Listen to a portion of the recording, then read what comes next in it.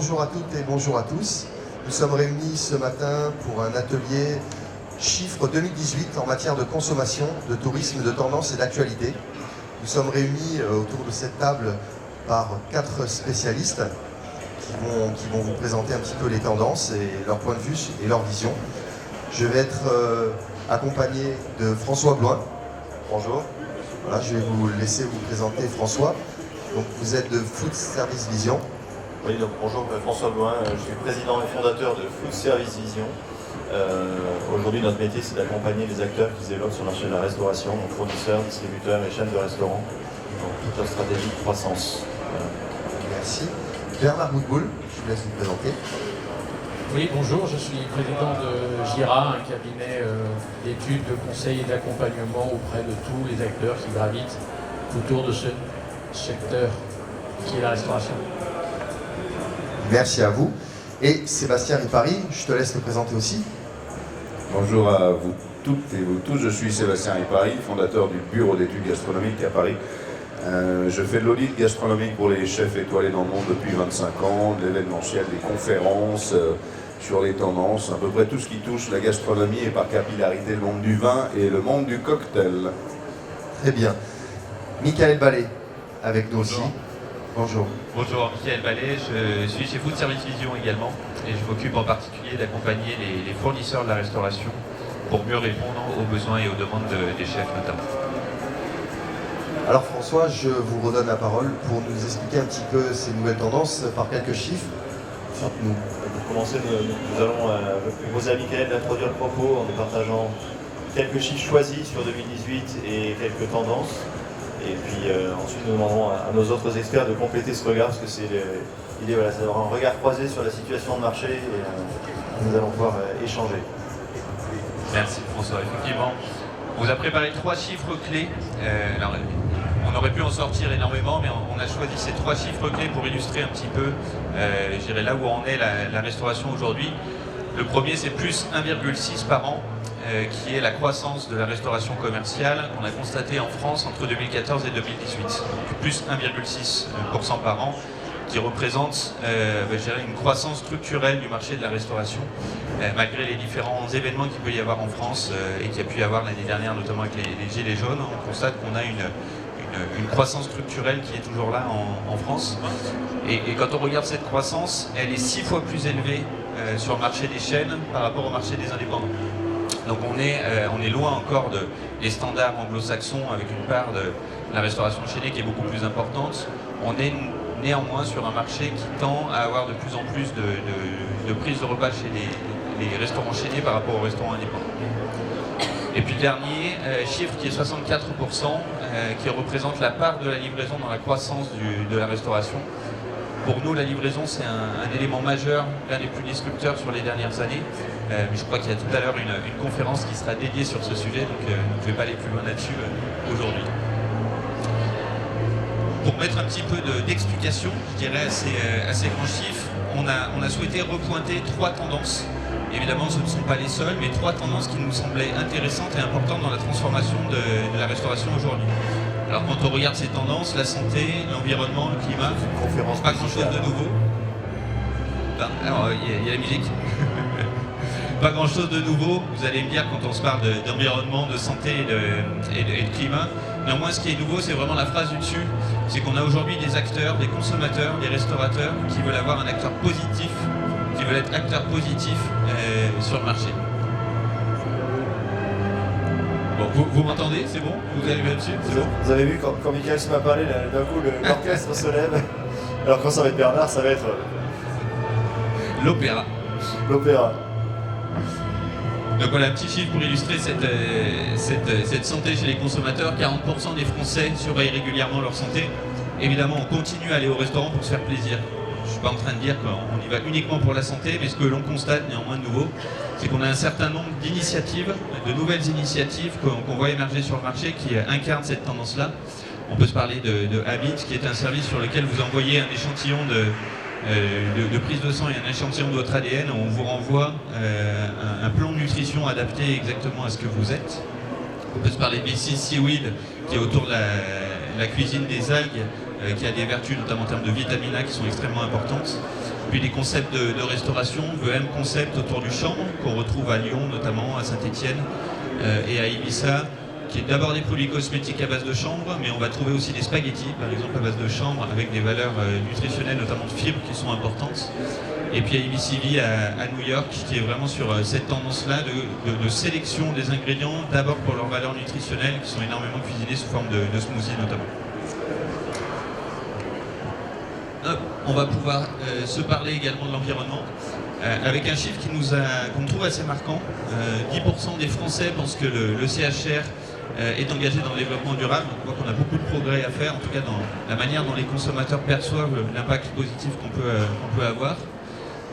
Et là aussi, on a noté tout un tas de nouvelles initiatives autour de cet environnement, centrées sur deux grandes tendances, je dirais le zéro plastique, avec Vegan Bottle par exemple, qui invente des contenants sans aucune trace de pétrole, ou MyGringo qui met en place des services de consigne systématiquement dans leur point de vente.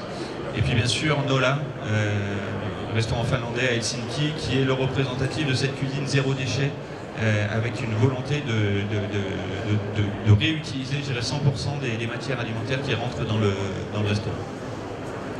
Et puis enfin sur le climat, 20% aujourd'hui des effets de serre, des gaz à effet de serre sont liés à l'agriculture. Donc là encore, on trouve tout un tas d'initiatives positives sur le climat, avec des gens comme WAPO, qui travaille sur l'algue, microalgue, la spiruline, qui est une algue qui est extrêmement peu gourmande en énergie et qui a la capacité notamment de doubler de masse, de biomasse tous les 3 jours. Donc on est sur une utilisation de l'énergie qui est beaucoup plus faible sur ce type d'ingrédients. Des concepts comme Ben & Jerry's que tout le monde connaît, ou Max Burger en Suède. Donc on voit là aussi que les pays scandinaves sont relativement avancés sur le sujet. Qui je dirais, contrebalance, ou en tout cas mettre en place des initiatives pour être positifs, pour impacter positivement l'environnement. Et puis enfin, Insect in the Backyard, on en a beaucoup entendu parler. Toute la cuisine autour d'insectes qui, là aussi, sur la protéine, beaucoup moins lourde en énergie à ressortir. Voilà, ce sont trois mouvements sélectionnés ou trois tendances qui sont en train de faire bouger le marché. Voilà, mais qui ne sont pas exclusives. C'est peut-être intéressant si Bernard, vous puissiez nous partager votre vision des chiffres clés, puis votre vision des tendances clés par votre prisme particulier sur le marché de la restauration. Alors d'abord, ce que je voudrais vous dire en préambule, je pense que vous le savez, la France fait partie des 4 territoires sur la planète qui sont devenus des laboratoires d'innovation et de tendance au niveau de la restauration. Alors vous allez me dire quels sont les 3 autres. Vous avez la Californie, vous avez l'Europe du Nord, vous avez l'Australie. Ce sont 4 zones avec la France qui font bouger énormément les lignes, mais pour être plus clair, qui commencent à faire depuis un certain nombre d'années de la restauration autrement. Alors, 3 chiffres. Il faut savoir que vous avez 2 modes de distribution dans la restauration, ce que chez Zira nous appelons la VAC, la vente au comptoir, ou le SAT, le service à table. Il y en a un où je choisis, je paye et je mange, et l'autre où je choisis, je mange et je paye. Et tout le monde peut se ranger dans ces 2 colonnes-là. Et il est arrivé quelque chose d'impressionnant à la France, c'est que sur les 97 milliards d'euros que pèse la restauration en France, 57% de ce chiffre est réalisé dans la VAC. Ça nous est arrivé en 2014. Et lorsqu'on a fait ce communiqué de presse, on n'a pas été relayé du tout en France sur cette information. En revanche, les États-Unis, l'Asie ont repris cette information en disant « la France est envahie par le fast-food ». Ce qui est totalement faux. Ce qui est totalement faux. Le deuxième chiffre que je voulais vous donner, c'est que les Français prennent un repas sur 7 à l'extérieur de leur domicile. Alors ça vous dit peut-être rien, mais nous sommes les avant-derniers de la classe en Europe. Les Italiens sont devant nous 1 sur 6, les Espagnols 1 sur 5. Les Britanniques 1 sur 3 et les Américains qui sont sur une autre planète à ce niveau-là, c'est un repas sur 2. Je m'amuse toujours à dire qu'une mère de famille américaine qui a ses enfants à table, tout le monde saute dans la voiture. Je ne sais pas si vous voyez l'écart qui existe entre 1 sur 7 et 1 sur 2, c'est pire que l'Atlantique qui nous sépare. Mais le message que je voulais vous faire passer, c'est que s'il y a franchement un pays au monde qui ne s'américanise pas au niveau de sa restauration, c'est bien la France. Voilà. C'est que nous ne sommes pas du tout sur les mêmes lignes. J'aurais même tendance à dire que les États-Unis commencent à venir nous piller nos excellents concepts que nous créons en France nos nouvelles approches de la restauration. Le troisième chiffre, en 2018, le secteur de la consommation alimentaire hors domicile dont on parle a eu une croissance de 6%, 5,8 pour être très précis. Il faut savoir que ça ne nous était pas arrivé depuis 10 ans. Ce qui veut dire qu'il est en train de se passer quelque chose en termes de volume, en termes de sortie à l'extérieur du restaurant, à l'extérieur du domicile, pardon. Et chez Gira, nous avons pronostiqué dès 2020, on prend un risque, mais on assume que la restauration va passer en croissance à 2 chiffres. Je dis bien en croissance à 2 chiffres. Alors vous allez me dire, mais comment vous pouvez affirmer un truc pareil? C'est parce qu'on a 2 phénomènes sous nos yeux. Un, le taux de retour à domicile le midi en semaine s'effondre partout en France. Pourquoi? Parce que nous bougeons de plus en plus vite, de plus en plus loin.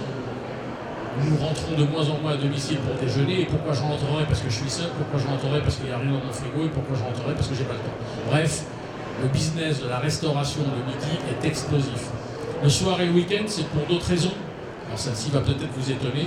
C'est que les Français ont un petit souci avec la cuisine, c'est qu'ils savent de moins en moins cuisiner et c'est vraiment pas prêt de ça en l'air. Ce qui veut dire qu'il y a 2 possibilités. Soit on leur livrera de quoi déjeuner, de quoi dîner, soit ils emporteront de quoi dîner. Et là, la grande distribution travaille à fond sur cette voie-là. Soit les restaurateurs ouvrent leur restaurant avec une autre façon de faire de la restauration pour effectivement que l'on puisse dîner le soir. 3 chiffres, 3 tendances, plutôt 2. La restauration en est arrivée à un point aujourd'hui où il y a 2 stratégies. Quel que soit le concept qu'on a, et les 3 étoiles Michelin et McDonald's sont dans la même réflexion stratégique. Dans la restauration, soit on est le moins cher, soit on est le meilleur. On ne peut plus être le moins cher des meilleurs ou le meilleur des moins chers. Ça n'a plus de sens. Pourquoi? Parce que, 1, on a affaire à un consommateur qui est très inquiet sur ce qu'on lui met dans son assiette ou dans son sandwich ou dans sa salade. 2, il est prêt à mettre un peu plus d'argent pour y trouver de la qualité, du bien-être et surtout une nourriture qui a du sens. Je dis bien, le sens est très présent dans l'esprit du consommateur. Il ne veut plus manger, il y a l'expression bêtement, il veut que ça ait du sens. Donc ça veut dire que les restaurateurs demain vont devoir s'engager et du sens par rapport à ce qu'ils proposent. Et l'autre chose que je voulais vous dire sur ce sujet-là, être le moins cher ou être le meilleur, c'est qu'il y a 20 ans, ou il y a même 10 ans, la technique qui consistait à brader pour faire plus de volume, elle est connue, hein, on casse les prix pour faire plus de volume, ne fonctionne plus du tout. Mais alors plus du tout. Plus les acteurs cassent les prix, plus le client fuit. Pourquoi? Parce qu'une chambre d'hôtel à moins 50, un billet d'avion à moins 50, un billet de TGV à moins 50, ça s'appelle une affaire. Un repas à moins 20, moins 30, moins 50, c'est très suspicieux. Et les gens veulent savoir, mais au fait, qu'est-ce qu'il m'a mis dans mon assiette à ce prix-là? Sans parler, qui peut s'imaginer, mais alors avant, je me faisais avoir. Bref. La deuxième grande tendance, et je terminerai par ça, et ça c'est très intéressant, et c'est pour ça que l'international nous regarde, il se passe quelque chose des 2 côtés du marché, dans la restauration dite rapide et dans la gastronomie. D'un côté, on a une gastronomie qui se décodifie, qui se décomplexifie, qui se, entre guillemets, popularise, qui se met à la portée d'un peu plus de gens qu'avant. Alors certains appellent ça de la bistronomie, on n'appelle pas ça comme ça, mais je ne sais pas ce que veut dire ce mot-là. C'est une autre forme. Pardon? Je vais t'expliquer. Très bien, super Sébastien. On a une gastronomie donc qui se décodifie, qui se décontracte, je dirais, en termes de service, etc. Art de la table, etc. Par contre, elle ne se décontracte pas du tout dans l'assiette, c'est ça qui est intéressant, mais je pense que Sébastien, tu vas nous en parler. Et de l'autre côté, on a une restauration rapide qui est montée à un niveau de gamme unique au monde. Unique au monde. On a aujourd'hui le kebab qui est à 5-6 euros. On a aujourd'hui Brioche Dorée, Paul et consorts qui sont à 8, McDo et tous les acteurs burgers qui sont à 10-12. Et puis après, on a eu les burgers premium à 15, 16, 17, les Big Fernand, les King Marcel, les 231 Street, etc. Et puis ensuite, on a vu arriver des acteurs autour de 18-20 euros. C'est toute cette génération de restauration rapide qui mijote tous les matins, qui coupe des tomates, etc. Et maintenant, on a des chefs étoilés qui se lance dans la restauration rapide, je dis bien, on n'est pas dans le service à table, à 25, 27, 30 euros de dépenses moyennes, en innovant, puisque jamais la restauration rapide n'a été structurée avec des entrées, des plats et des desserts. C'est une première mondiale, ça n'existe nulle part ailleurs, et aujourd'hui la France, je le répète, est devenue un laboratoire d'innovation et de tendance, aussi bien dans la gastronomie qui se décontracte, que dans la restauration rapide qui monte en gamme. Ça fait une très bonne transition avec le regard Sébastien, parce que vous accompagnez en plus ce monde de la gastronomie. Quelle tendance observez-vous et peut-être en un chiffre ou deux, qu'est-ce qui vous aurait marqué sur l'année 2018-2019? Alors moi, je suis pas un homme de chiffres, j'adore les chiffres, j'adore quand effectivement Bernard me parle de son fameux jambon beurre, parce qu'on a des vraies réalités. Je suis toujours un peu suspect au point de vue des chiffres, parce qu'on fait une moyenne. Et moi, je cherche le cas particulier. Et en gastronomie, on dit toujours que la tête dans le four et les pieds dans le frigo, en moyenne, tout va bien. Il faut faire attention à ces moyennes, surtout effectivement quand vous parlez de la progression sans contrainte des gilets jaunes. Dans mon prisme personnel, les gilets jaunes ont été un massacre complet et total. Donc vu de l'extérieur effectivement et de loin, la globalité va mieux. Au cas particulier, c'est pas le cas. J'étais avec Jean-Edouard Luster il y a 5 jours sur le plateau de Top Chef et il m'a dit j'ai failli fermer en juin et j'ai rouvert en mi-septembre, ne sachant pas comment j'allais faire dû aux gilets jaunes. Pour revenir sur les tendances, alors tout a été bien expliqué évidemment par nos intervenants. On a fait le point global.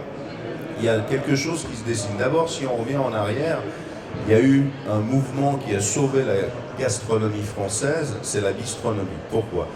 Parce qu'à une époque, il fallait être initié et il fallait avoir le porte-monnaie très plein pour pouvoir accéder à un très haut niveau culinaire.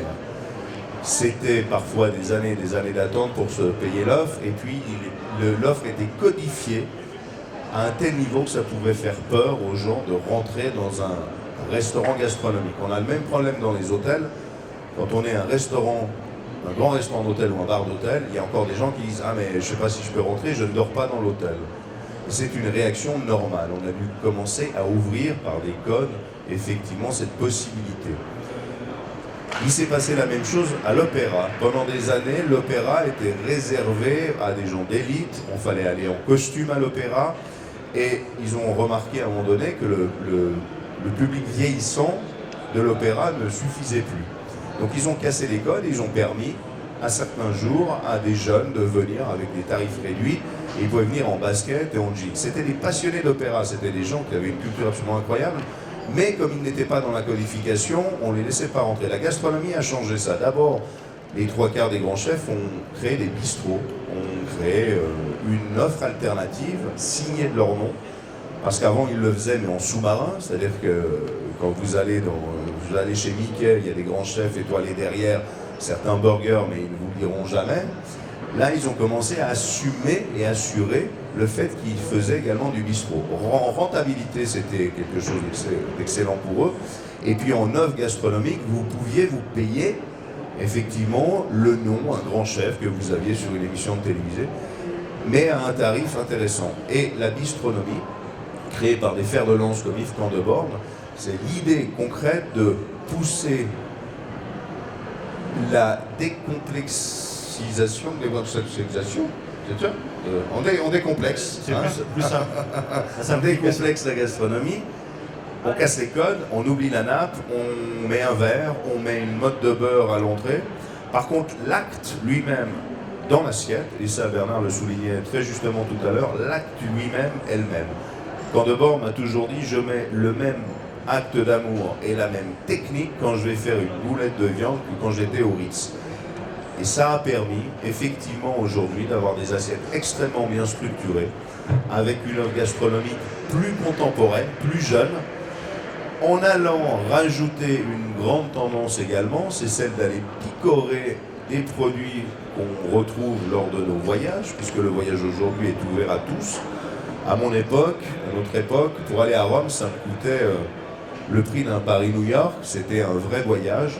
Aujourd'hui, on saute dans un avion pas cher, on arrive à Rome, on passe 2 jours, on revient. Et toute cette possibilité de voyage a permis aux chefs voyageurs, aux chefs baladins d'aller prendre effectivement des épices, des techniques différentes et les associer. Donc on ne parle pas de cuisine fusion, parce qu'elle existe, mais on parle vraiment d'apporter une identité culinaire personnelle due à sa vie, à sa famille, à ses expériences et à ses voyages dans l'assiette. Le consommateur également, il a été voir ce qui se passait ailleurs. Et quand vous avez vu ce qui se passe en Australie aujourd'hui, on en parlait avec Régis hier, quand vous voyez la qualité de la cuisine gastronomique à l'étranger, vous prenez conscience que nous ne sommes plus, comme nous l'avons pensé pendant très longtemps, les maîtres du monde. Les techniques françaises sont extraordinaires, elles seront toujours là, elles ont été portées au maximum, au pinacle de cette connaissance et de cette capacité. Mais on a décomplexé. Il faut savoir que M. Paul, il y a des années, a fait venir des Japonais chez lui, il a été au Japon, et ces gens sont venus se former. Et ensuite, ils ont adapté la cuisine française qu'ils avaient apprise à l'offre du pays, à l'offre qu'on attendait. Et ça s'est fait de plus en plus. Donc quand vous allez n'importe où aujourd'hui à travers le monde, vous tombez sur des chefs extraordinaires qui ont été formés chez nos chefs, chez les plus grands chefs étoilés, mais qui ont ensuite transformé cette identité culinaire, leur expérience, à celle de leurs clients. Et dans ces tendances, une chose qui évolue également, c'est ce qu'on appelle, nous, le partage, le sharing, c'est l'idée que la cuisine, ça doit être un moment de partage. Il y a quelques années, j'étais avec un grand chef étranger qui me dit « Vous êtes très spéciaux en France parce que quand vous mangez dans un restaurant gastronomique, vous avez tendance à mettre la main devant en disant « Tu veux goûter, mais t'avais qu'à prendre la même chose, tu pouvais goûter. » Alors que nous, le moment du repas, c'est un moment de partage extraordinaire et c'est normal qu'on aille piquer dans l'assiette de l'autre pour partager cet instant. Et on le voit de plus en plus avec l'ouverture il y a quelques années de restaurants qui ne font que des petites portions que vous partagez. Alors vous êtes 2, 3, 4, il y a 3 sardines dans l'assiette, chacun en prend une. Hier soir j'étais chez Homer, ici, signé par Alain Ducasse, et effectivement dans cette cuisine méditerranéenne, on a ce qu'on appelle les tapas en entrée, et avec ce petit moment de partage. Ça c'est les grandes tendances. Effectivement, on a découvert que les gens avaient une volonté aujourd'hui de bien manger, d'avoir des produits intéressants qui rappellent parfois leur voyage. Et le plus important, et la grande tendance de demain, ça va être ce que vous disiez tout à l'heure justement, si je mange bien, il faut que ça soit traçable, avec une vraie traçabilité. Il faut que le producteur soit respecté, qu'on ait effectivement une transformation par le chef de qualité, pour que moi, consommateur, je puisse y retrouver une qualité pour le corps, l'esprit, et puis j'allais dire ma moralité personnelle. Et ça, c'est une démarche que les chefs commencent à mettre de plus en plus en place sur la pêche durable, sur la traçabilité, sur la saisonnalité. Je peux vous avouer qu'il y a 25 ans, quand j'ai commencé à demander à des chefs de travailler sur la saisonnalité, on m'a dit « t'es un taré, parce que si je ne fais pas de fraises en hiver, le mec il ira manger les fraises en face. » Et je ne peux pas me permettre de perdre ces clients qui viennent pour ça. Donc il a fallu travailler longtemps, il y avait des grands noms qui portaient déjà la saisonnalité, et on a commencé à comprendre que de dire à son client « non, il n'y en a plus, mais parce que je préfère avoir le meilleur pour vous que vous donner un ersatz moins intéressant », les gens l'ont compris. Donc demain sera une cuisine ouverte sur le monde, évidemment, tout en gardant l'identité de qui nous sommes et de son pays, extrêmement locavore, avec un minimum de déchets et avec un minimum de transformation, de perte des produits bruts. C'est-à-dire qu'on revient à ce que faisaient nos grands-mères et nos arrière-grands-mères. On va faire des soupes d'ortie, à faire des fonds de sauce avec les têtes des crevettes. Enfin, on n'a rien inventé, on revient à ça en qualité. Et on prend l'exemple d'un chef qui a ouvert Boulogne, qui s'appelle Julien Dubois à Paris. Et Julien, il a fait un concept extraordinaire. On est revenu à avoir une table d'hôte centrale avec un îlot sur lequel il y a beaucoup de produits. Et puis vous allez vous servir de ce que vous avez besoin, ce que vous voulez. Et il m'avait dit, je pourrais comme ça récupérer les restes et avec ça, je vais pouvoir faire le repas du personnel. Mais c'est tellement intelligent dans sa façon de faire qu'il a zéro déchet. Zéro déchet, ça veut dire qu'il doit lui-même récupérer d'un autre restaurant ce qui reste pour faire la cuisine du personnel. On est dans cette qualité. La valeur nutritionnelle d'une pomme de terre, quand elle est positive, quand elle a été identifiée, quand elle est bien sourcée, elle est extraordinaire, mais elle est aussi dans la peau. Donc utiliser les peaux pour retravailler. L'avenir de demain, c'est ça. C'est comme ça que la gastronomie se pose, c'est comme ça qu'elle s'impose et c'est comme ça qu'elle pourra rester et survivre par rapport à sa clientèle. Très bien. Donc par rapport à ça, les tendances, il y a aussi aujourd'hui beaucoup de groupes et de structures.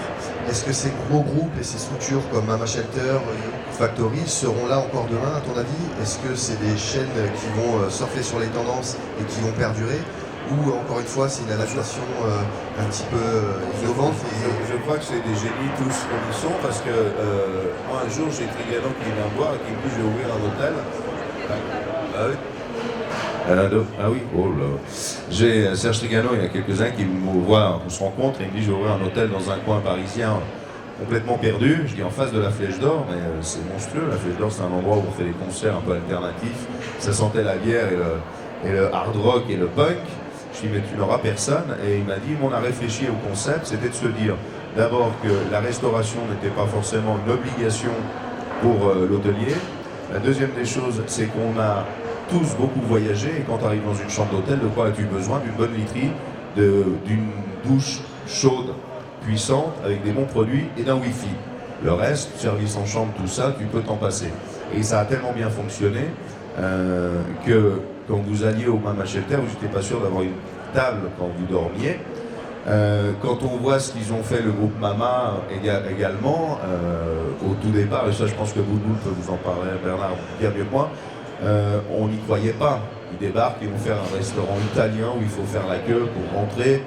Mais quand vous comprenez la démarche première, c'est-à-dire c'est bon, c'est une expérience culinaire extraordinairement drôle, vous allez entre copains, entre copines, le mec à l'entrée il vous parle un peu italien comme ça, vous rentrez, vous faites une pizza, vous faites une bouteille de rosé, vous en avez pour 25 € par tête, vous avez une expérience extraordinaire, un prix intéressant, dans des villes où effectivement on n'a plus le temps de cuisiner, on ne sait plus cuisiner, et puis on a quand même envie de passer un bon moment, et que le porte-monnaie au final, quand vous sortez à Paris régulièrement, c'est plus possible. Donc entre les Uber qu'il faut prendre à cause de l'alcool au volant, l'impossibilité de trouver une place de parking, le prix du mètre carré, donc le prix effectivement que vous avez dans l'assiette, ils ont trouvé un bon système qui touche une population. Et un restaurant, là on m'a posé un journaliste il y a 2 jours la question, qu'est-ce qu'un bon restaurant? La réponse elle est très simple, c'est un restaurant qui fonctionne, qui est plein. C'est tout. Il n'y a pas d'autre réponse à ça. Quand vous parlez à Christian Etchebest, il vous dit, moi, je m'en fous de l'étoile, je m'en fous d'être dans le Goemio, je m'en fous du guide, moi, ce que je veux, c'est faire le plein avec des gens qui sont contents de venir chez moi. Et il a trouvé l'équilibre entre ce qu'il proposait, le prix ce qu'il proposait, et l'expérience client globale autour de son assiette. Merci. Qu'est-ce que vous pensez, vous, Bernard, de ces grosses enseignes, justement, comme Mama Shelter? Est-ce que c'est des enseignes qui vont rester, qui vont perdurer, qui vont s'adapter aux nouvelles propositions de demain? Je pense que les enseignes dont on parle, Vous pouvez monter le micro, s'il vous plaît? Allô? Ouais. je pense que les enseignes, je ne sais pas si c'est mieux, je ne crois pas. Là, c'est peut-être mieux. 1, 2, non, c'est bien. Les enseignes dont on parle là, que ce soit Mama Shelter dans l'hôtellerie ou le groupe Big Mama dans la restauration, ils ont un point commun. C'est que d'emblée, ils ont fait de l'hôtellerie ou de la restauration autrement. Et je pense que c'est ça aujourd'hui, puisque nous sommes sur un marché en pleine mutation. On ne peut plus faire de la restauration avec les mêmes critères et avec les mêmes méthodes qu'on faisait il y a 20 ans. Ça ne fonctionne plus. Pourquoi? Parce que le modèle économique du restaurant ne fonctionne plus. Ce qui veut bien dire qu'il faut faire de la restauration autrement. Et quand je vois aujourd'hui nos 2 HEC du groupe Big Mama, mais ne pensez pas qu'il n'y a que en France qui font ça, on en a repéré à peu près 180 qui sortent des écoles de commerce, le Sud de Côte, d'HEC, et d'écoles d'ingénieurs, des écoles d'ingé qui ouvrent des restaurants, c'est complètement dingue. Ils ont tous un point commun, c'est qu'ils attaquent bien en tête un autre coup matière. Ils attaquent bien en tête une autre façon de rémunérer, de fidéliser le personnel. Ils attaquent bien en tête une autre façon de trouver l'emplacement. Je me rappellerai toujours, ces 2 HEC, ils étaient en 5e année d'HEC, sont venus me poser une question qui m'a un peu scotché. Ils m'ont dit est-ce que tu penses que la théorie qui consiste à dire l'emplacement est toujours la bonne? Je lui dis ouais les mecs, on va pas se mettre dans la forêt quoi, qu'il y a eu 3 étoiles au guide Michelin qui s'est mis dans la forêt. Je dis vous allez vendre des pizzas et des pâtes, il faut être gentil. Et ils me répondent je pense que cette théorie ne fonctionne plus pour une seule raison. C'est que si on est très très bon, les gens viendront nous chercher là où on est. Alors là, je lui ai dit, vous poussez les mecs. Je connais que 27 personnes en France qui sont capables de dire ça. C'est qu'on a 3 étoiles au guide Michelin. Un 3 étoiles, vous pouvez le mettre au 8e sous-sol, au 20e étage ou dans la forêt, on ira le chercher, mais vous allez vendre des pizzas et des pâtes. Et ils me répondent, non, on va le faire. Et ils l'ont fait. Mais pourquoi ça marche? C'est parce qu'ils sont bons et qu'on viendra les chercher là où on est. Ce sont d'excellents communicants qui ont sur la ligne publicité et communication 0 €. 0 €. Ils ne font pas de pub, ils ne font pas de communication. Ce sont des communicants à qui on a appris dans les écoles que les réseaux sociaux doivent être utilisés de manière extrêmement intelligente. Et puis je terminerai aussi sur cette nouvelle génération qui m'avait posé une deuxième question qui m'avait également scotché. Il m'avait dit mais est-ce qu'on est obligé de passer par Transgourmet, par la compagnie des desserts, par Break pour se servir dans la restauration? Je lui dis non, tu peux aller chez Métro, tu peux aller chez Promocage, tu peux aller où tu veux. Ils disent non, je reformule ma question. Nous on ne va pas aller chercher un fournisseur, on va aller chercher un produit. Ah ouais. Et ils me disent on veut la meilleure olive du monde, on veut la meilleure tomate du monde. Et je dis elle est où cette meilleure olive du monde? Ils me disent chez monsieur et madame machin au fin fond de la Sicile. Et la meilleure tomate, elle est où? Et chez madame machin qui est à Naples. Je lui dis ok, super. Comment ton olive et ta tomate, tu vas la faire arriver à Paris? C'est ça le problème. J'attendais cette question-là. Eh bien nous, on va créer notre propre logistique. On va aller chercher les produits là où ils sont. Je dis ça va coûter une fortune. Et je me suis trompé. Parce qu'avec un restaurant, ça leur coûtait une fortune. Avec 9 restaurants aujourd'hui, ils appliquent une modification du modèle économique qui est redoutable. C'est qu'ils vont chercher un produit de meilleure qualité qu'ils payent moins cher. Je ne sais pas si vous voyez la modification du modèle économique au niveau du coût matière. Et je terminerai aussi par les frais de personnel.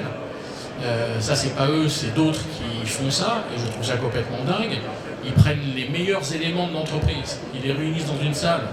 Ceux qui ont la banane, ceux qui ont la pêche, ceux qui savent tenir des rangs, ceux qui ont envie, ceux qui sont commerçants.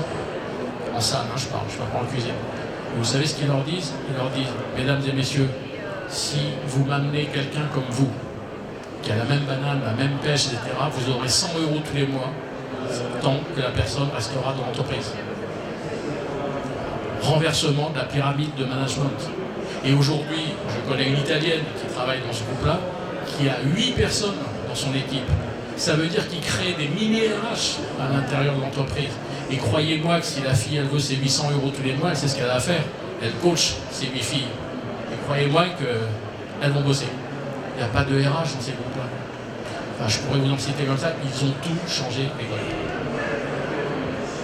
C'est une bonne illustration pour ceux qui veulent revenir dans une demi-heure d'un modèle qui justifie pleinement qu'on vienne encore au restaurant. En fait. Ce qui a beaucoup bougé, je pense que si on devait pointer une des mutations de 2018-2019, c'est la mutation du rapport à l'expérience, qui est de dire, finalement, puisque la livraison arrive et rend si facile le fait de se faire livrer son repas chez soi, quand je vais au restaurant, il faut que j'ai vraiment une excellente raison d'y aller.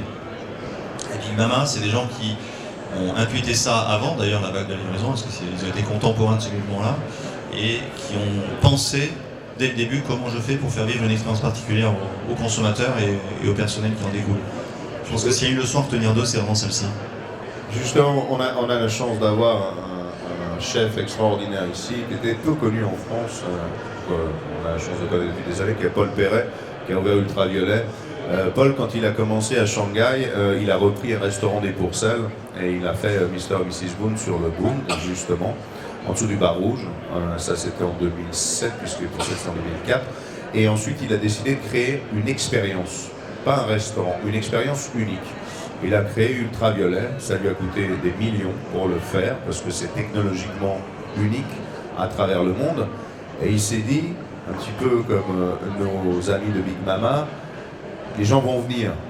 Lui, il n'a aucun complexe d'être peut-être dans une zone industrielle de Shanghai, puisqu'on ne sait pas où on va, puisqu'on est dans un bus aux vitres teintées, donc il n'a pas de problème d'emplacement. Il fait ce qu'il veut. comme il veut, et il a un vrai travail. Donc c'est encore une fois cette possibilité de créer du nouveau, de l'expérience, et Paul Perret ne pourra jamais faire livrer sa cuisine, c'est une aberration, et on se battra de plus en plus pour aller dans des lieux comme ça, comme il y a eu à Paris dans le Noir, qui était aussi une expérience un peu différente, voilà. Alors, on approche de la fin de notre table ronde et on est parti naturellement dans des lieux d'expérience ultraviolets de plus en plus exceptionnels.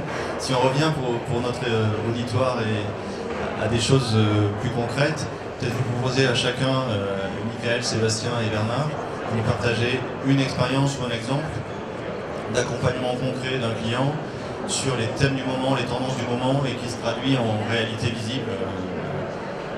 Aujourd'hui, je ne sais pas qui veut commencer, peut-être Michael. Oui, effectivement, et pour faire le lien avec la présentation du début, on accompagne chez Food Service Vision de plus en plus les entreprises sur les thèmes de la RSE, au sens large, c'est-à-dire sur les problématiques d'environnement et les problématiques de juste rémunération des producteurs, etc. C'est vraiment ce qu'on disait tout à l'heure, entre des consommateurs qui veulent de plus en plus être rassurés, de savoir d'où vient, la traçabilité, d'où ça vient, est-ce que ce que je mange c'est sain, c'est bien pour moi, est-ce que c'est pas trop cher pour moi, est-ce que je ne le surpaye pas, je ne le surachète pas.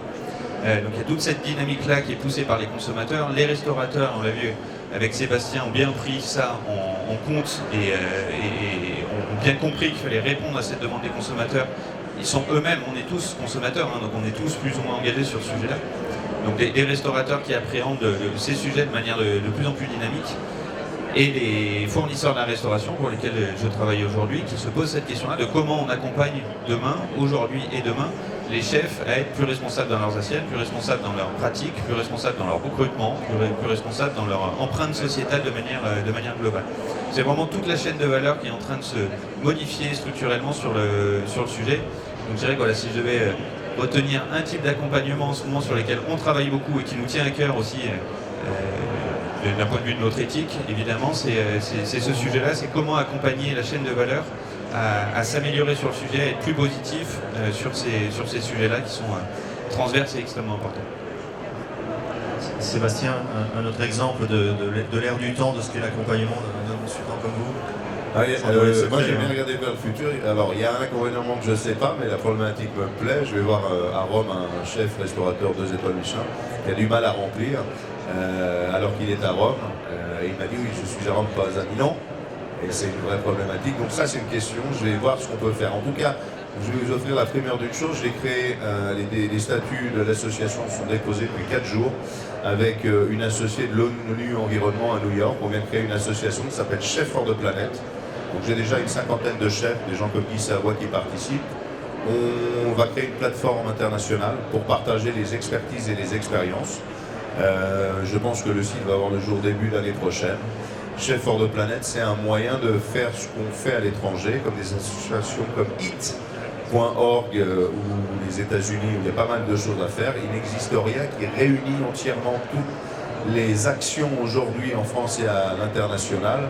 Donc on a déposé l'idée et le fonctionnement de cette association sans jugement, avec juste la volonté de partager l'expertise de chacun et de voir effectivement quand j'enlève ma nappe dans un restaurant étoilé pour faire des économies financières d'eau et de produits, comment les gens réagissent. Et ben j'ai eu cette expérience, je l'ai vécue, je vais pouvoir la partager avec un autre chef qui désire faire la même chose. Chef for the Planet, ça arrive en janvier, voilà. Bravo Sébastien, merci pour cette annonce. Bernard, votre actualité, vos prochaines réflexions. Plus que notre actualité, je préférerais vous raconter une histoire qui est très liée à ce qu'on raconte depuis tout à l'heure. Il y a 15 ans, d'ailleurs même 20 ans, Alain Ducasse me dit « la gastronomie doit être partout ». Et franchement, je n'avais pas compris cette phrase-là.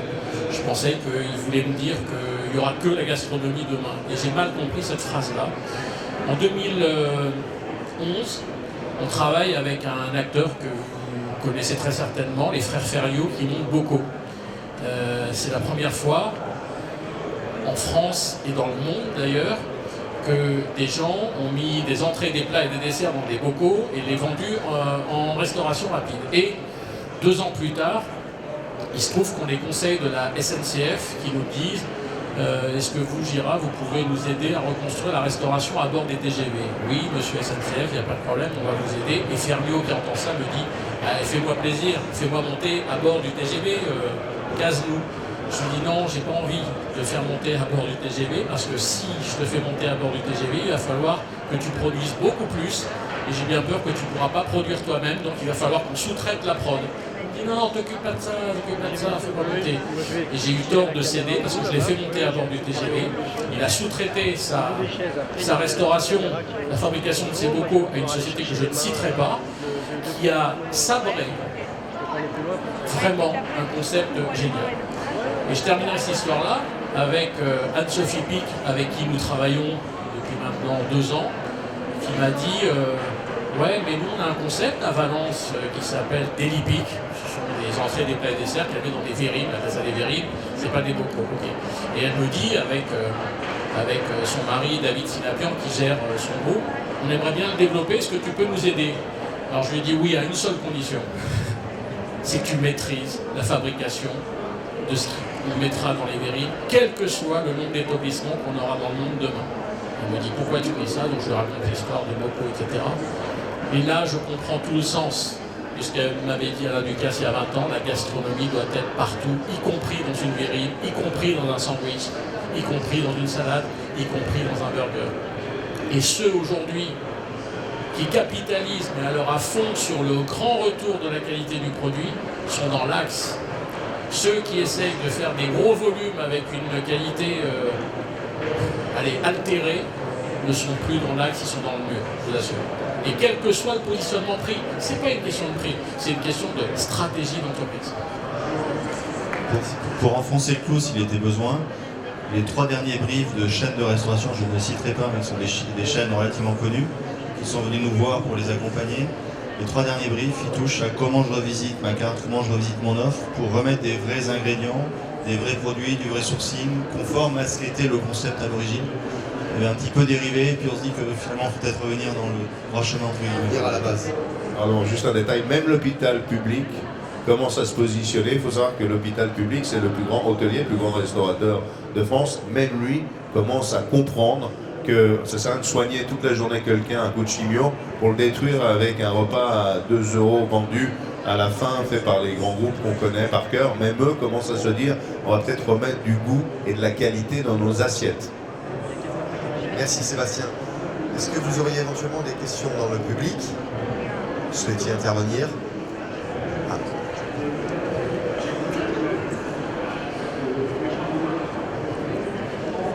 Bonjour, vous parlez de la gastronomie, vous parlez de la bistronomie, vous parlez du bien manger. Il y avait un article dans le Figaro hier que vous avez peut-être lu sur la viande embryonnaire. Vous avez Bill Gates qui investit plus d'1 milliard d'euros là-dedans. L'article disait que le but est de faire disparaître les éleveurs. On va parler juste de la France. Comment vous, je vous vois sourire, comment vous voyez l'avenir par rapport à ça? L'avenir pour moi il est vite vu. C'est que Bill Gates a foutu $1 milliard par la fenêtre. Il y a un truc que je ne piche pas. Il y a aujourd'hui des carnivores, des flexitariens et des végétariens. On est bien d'accord. Vous connaissez la différence entre ces 3 populations-là. Un végétarien, quel intérêt aura-t-il demain à manger un morceau de quelque chose qui a l'aspect de la viande sans que ça soit de la viande? Il veut du végétal, rien d'autre. Le carnivore, quel intérêt a-t-il de passer à un produit qui fait croire que c'est de la viande alors que c'est pas de la viande? Alors évidemment, les associations de défense des animaux vont nous dire qu'il est possible aujourd'hui de faire de la viande sans tuer des animaux. Ouais, ok. Et alors, on se soucie absolument pas du consommateur final, lui. Est-ce qu'il va vouloir manger ce type de produit? J'en suis persuadé que non. En tout cas, dans les 10 à 15 ans qui viennent. Alors, dans 50 ans peut-être, j'en sais rien, mais là, non. Ils indiquent 2023. Alors, je vous invite tous à lire cet article qui est assez complet, il y a deux plein de pages dans le Figaro, et de lire chacun des détails. Notamment à droite, il y a une sociologue qui a parfaitement analysé le phénomène derrière. Premier point, ce rapport sort d'un coup. Il faut avoir en tête que, comme toute publication, il y a des gens qui ont un intérêt à ce que cette information sorte, qu'elle soit publiée. Le nombre de fois on raconte 2023 il va se passer ça, il faut savoir qui est derrière la publication, ce que je ne sais pas. Deuxième point, je modulerai le propos de Bernard. On discutait ce matin en préparant la table ronde sur les cultures. Il y a des pays qui ont des cultures d'élevage et de cuisine et de façon de travailler la viande. Ces pays-là, je pense que ça ne va pas fondamentalement les intéresser, ou ça va cliver entre les végétariens d'un côté ou flexitariens et ceux qui aiment vraiment la viande de l'autre. Dans des pays où la culture alimentaire est un peu différente, peut-être que ces substituts auront un espace. On est déjà surpris quand on voit les mythes analogues aujourd'hui. Je pense que si vous avez déjà eu l'occasion de goûter ces burgers faits à base de betteraves et autres, et qui ont la texture de la viande, le goût de la viande, l'aspect de la viande, mais ce n'est que du végétal. Pour un Européen comme nous, ça n'a aucun intérêt. Aux États-Unis, c'est en train de décoller, ça commence à marcher, ça commence à être consommé. Donc peut-être que dans certaines cultures alimentaires, ces cellules de viande sous forme de steak, parce que c'est ça, hein, c'est pas du mythe analogue, ça va être bien la protéine animale sous forme de steak, pourrait avoir un espace, je ne sais pas. Ce qui est sûr, c'est qu'il y a des moyens forts et des lobbies qui ont intérêt à ce que ça fasse 2 pages dans le Figaro ce week-end. Oui, Christopher? Moi, je suis anglo-saxon, donc j'ai je pense, une approche un peu différente. Moi, je me dis que si finalement cette production de viande, elle peut permettre d'arrêter l'élevage de merde, des qualités de merde, et qu'on mange mieux à la base, ce sera bien pour tout le monde. Si ça peut permettre aux vrais éleveurs de faire de la qualité et d'en vivre, alors je pense que Bill Gates, il n'a pas investi pour rien, parce que on va avoir, et ça passe au-delà des cultures, je pense qu'on va se retrouver avec une production de masse qui va évoluer. C'est celle-là qui doit changer. C'est pas le petit producteur qui fait déjà bien son boulot, lui il faut qu'il en vive. Mais finalement, toute la production de masse, on est tous confrontés à cette problématique aujourd'hui. On est de plus en plus nombreux sur la planète, où que ce soit. Et finalement, on a besoin d'identifier comment demain je produis en masse. Et c'est une des réponses qui est trouvée pour l'instant. Comment on va réagir? Chacun réagira comme il veut.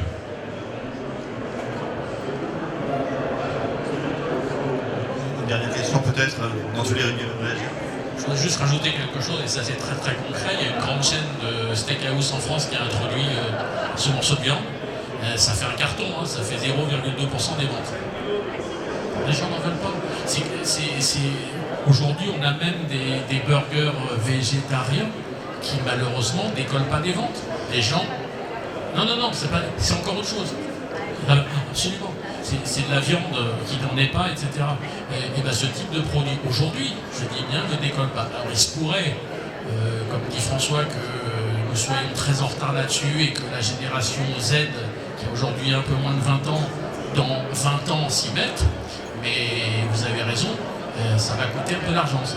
Donc, je sais pas, en tout cas, à moyen terme, je n'y crois absolument pas, en tout cas en France.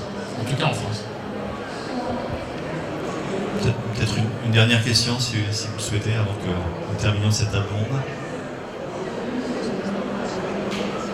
Non, il ne reste plus qu'à remercier chacun des participants. Merci Bernard, merci Sébastien, Michael et Julien et moi étions ravis d'animer. Et on se retrouve dans 25 minutes pour parler de la livraison et de ses impacts sur la gastronomie justement. Donc si vous voulez voir comment les mutations de modèles se poursuivent, voir qu'il y a des restaurants qui marchent sans qu'ils soient pleins. Voilà. Merci à vous. Merci.